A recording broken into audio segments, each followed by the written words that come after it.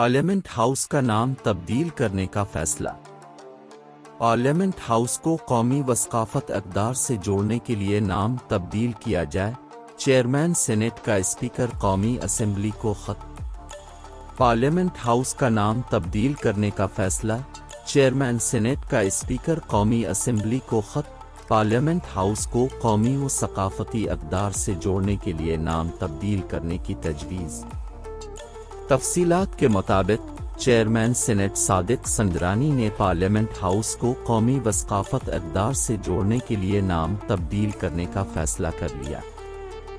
Chairman senate Sadiq Sanjrani نے اس سلسلہ میں اسپیکر قومی اسمبلی راجہ پرویز اشرف کو خط لکھ دیا۔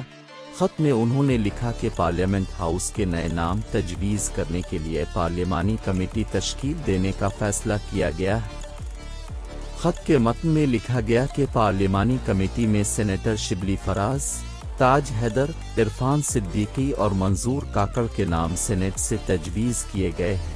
پارلیمانی کمیٹی کے لیے قومی اسمبلی کے اراکین کے نام تجویز کیے جائیں۔ پارلیمنٹ ہاؤس کا نام تبدیل کرنے کا فیصلہ۔ پارلیمنٹ ہاؤس کو قومی و ثقافت اقدار سے جوڑنے کے لیے نام تبدیل کیا جائے، چیئرمین سینیٹ کا اسپیکر قومی اسمبلی کو خط۔